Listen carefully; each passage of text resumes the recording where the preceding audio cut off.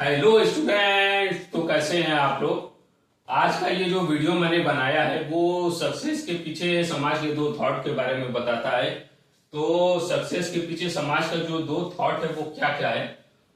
आप लोगों ने सुना होगा कि कुछ लोग कहते हैं कि सक्सेस उन्हीं को मिलती है जो अपने लक्ष्य के प्रति एक अल्टरनेटिव बनाकर चलते हैं ना। कुछ लोग ऐसे होते हैं जो सक्सेस के लिए एक ही टारगेट नहीं रखते हैं, एक टारगेट के अलावा दूसरा अल्टरनेटिव भी रखते हैं, ताकि अगर वो एक टारगेट में सफल ना हो पाए तो दूसरे अल्टरनेटिव में जो दूसरा अल्टरनेटिव उन्होंने बनाया है उसमें वो सफल हो जाएंगे और जिंदगी में कामयाबी को हासिल कर लेंगे। हालांकि कुछ लोग जो दो प्लान बनाते हैं, प्लान ए और प्लान बी, उसमें कुछ सफल भी हो जाते हैं। प्लान ए में अगर सक्सेसफुल नहीं हुए तो प्लान बी में सक्सेसफुल हो जाएंगे।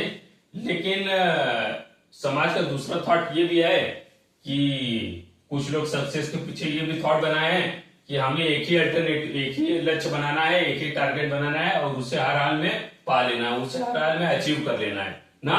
और वो कोई अल्टरनेटिव नहीं रखते हैं। अल्टरनेटिव ना रखने की वजह से उनके पास एक ही ऑप्शन रहता है कि किसी ना किसी हर हाल में किसी ना किसी कंडीशन में उस लक्ष्य को पा लेना है। और उस लक्ष्य को पाने के अलावा उनके पास कोई ऑप्शन नहीं रहता, तो कुछ लोग उसमें भी सफल हो जाते हैं ना। तो ये समाज का जो थॉट है सक्सेस के पीछे, ये बहुत ही इंटरेस्टिंग है। तो कुछ लोगों के पास प्लान बी रहता है कि प्लान ए में सक्सेसफुल ना हुए तो प्लान बी में सक्सेसफुल हो जाएंगे।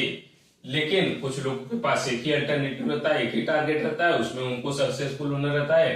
हर हाल में वो एक ही प्लान में सक्सेसफुल होना चाहते हैं, एक ही टारगेट को अचीव करना चाहते हैं। तो इसी को लेकर मैंने एक कहानी भी आपको रिप्रेजेंट करने चाहता हूं। और ये कहानी एक राजा की है। तो कहानी बड़ी इंटरेस्टिंग है, तो वीडियो में अंत तक जरूर बने रहें।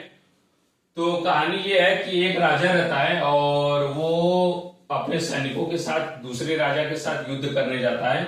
और अपने सैनिकों से कह देता है कि ये युद्ध हमें हर हाल में जीतना है, ठीक है, हर हाल में ये युद्ध हमें जीतना है। लेकिन दुविधा ये था, परेशानी ये थी कि जब वो दूसरे राजा के किले के पास जाना चाहता है तो बीच में एक नदी पड़ती है। उस नदी को क्रॉस करके ही वो दूसरे राजा के किले के पास जा सकता है और उस राजा से युद्ध करके जीत सकता है। और राजा ने पहले कह दिया था कि हमें इस युद्ध को जीतना है हर हाल में, तो सैनिक भी थोड़ा मोटिवेट हो जाते हैं। लेकिन आप ही सोचिए कि किसी नदी को क्रॉस करके आप जाएं और इतने थक जाएं और उसके बाद युद्ध लड़ें, तो उसमें सक्सेस मिलने का कितना चांस है, कितना परसेंटेज है सक्सेस का, विनिंग परसेंटेज कितना है ना। तो सक्सेस का चांसेस कितना है। तो वही होता भी है, जब वो सब नदी पार करते हैं आधा ताकत तो उनका उनमें ही खर्च हो जाता है, आधा शक्ति तो उनमें ही चला जाता है, आधा पावर उनका उन्हीं में एग्जॉस्ट हो जाता है। तो जब वो नदी पार करके जाते हैं आधा ताकत खोकर, आधा शक्ति खोकर, जब युद्ध करते हैं तो वही परिणाम निकलता है कि राजा हार जाता है और सैनिक भी बहुत ज्यादा लहूलुहान हो जाते हैं, घायल हो जाते हैं ना, बहुत से सैनिक मारे भी जाते हैं। तो पहली बार जब वो गया था, तो यहाँ पे ट्विस्ट ये देखिए, पहली बार जब गया था तो उसने राजा ने वापस लौटने के लिए नाव का अरेंजमेंट कर दिया था कि अगर हम लोग हार जाएंगे तो हम लोग हार जाएंगे तो हम लोग हार जाएंगे तो वापस नाव से लौट के चले जाएंगे अपने अपने अपने किले की तरफ, अपने राज्य की तरफ, ठीक है। लेकिन जब राजा हार जाता है तो उसके मन में आता है कि क्यों ना मैं एक अपने सैनिकों के लिए एक जीतने के लिए एक अल्टरनेटिव ना रखूं। और उसने करता क्या है, राजा करता है कि वापस लौटने के लिए जितने भी नाव रहते हैं वो उसको जला देता है, ठीक है।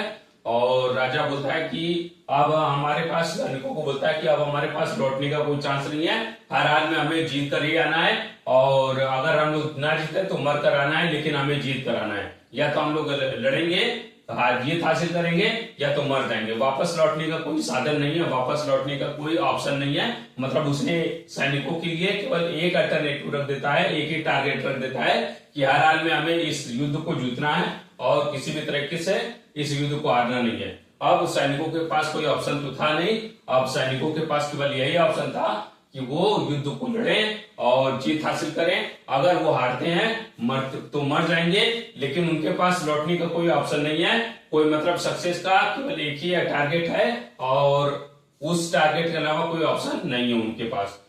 तो इस बार होता क्या है कि नदी पार करके जाते हैं, आधा सामर्थ्य तो उनका चला जाता है, लेकिन उनके मन में ये रहता है कि वापस लौटने का कोई साधन नहीं है, या तो हमें लड़ना है, जीतना है, और या तो मर जाना है, लेकिन वापस लौटने का कोई साधन हमारे पास नहीं है। तो इस बार हमें पूरे शक्ति के साथ लड़ना है। आधा शक्ति तो खो चुके हैं, लेकिन आधे शक्ति सही सही, लेकिन उस युद्ध को हमें जीतना है। तो होता भी वही है, इस बार जब नदी पार करके वो जाते हैं, आधा सामर्थ्य खो जाते हैं, फिर भी उनके पास आधा शक्ति जो रहता है, लेकिन मन में ये रहता है कि वापस लौटने का कोई साधन तो है नहीं। आधे शक्ति सही सही, आधे शक्ति सही सही वो सब लड़ते हैं, और इस बार उन्हें सफलता हासिल हो जाती है, और इस बार राजा जीत जाता है।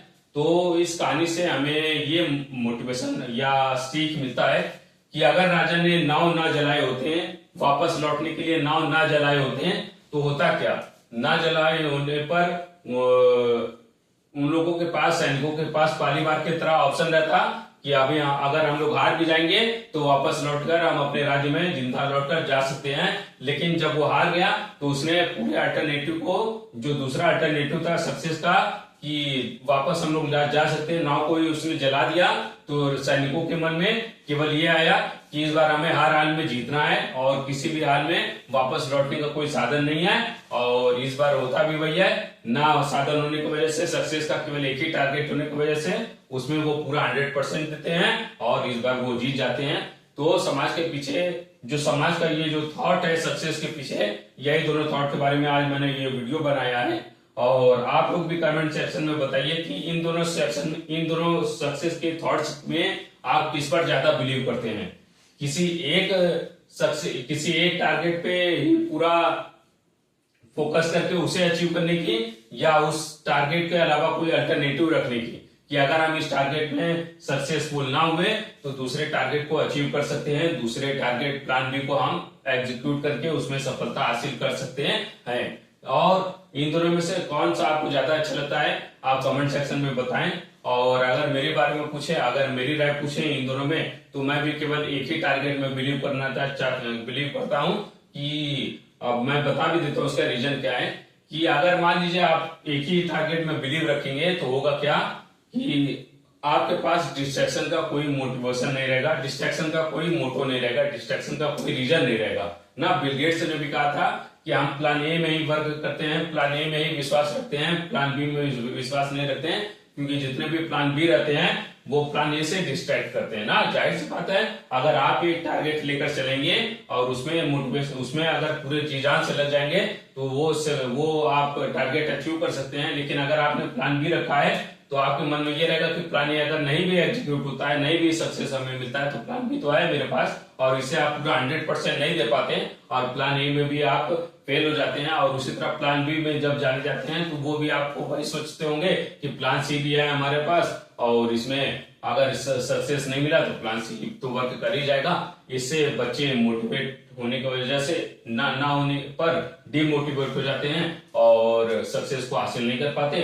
तो हालांकि सबकी अपनी अलग अलग सोच है, आप लोग भी अपनी सोच रखे होंगे। आप कमेंट सेक्शन में जरूर बताएं कि इन दोनों थॉट में आप किस थॉट पर ज्यादा बिलीव करते हैं। तो आज की इस वीडियो में इस कहानी के साथ और इस थॉट के साथ मैं यहीं पर आपको अलविदा करना चाहता हूं।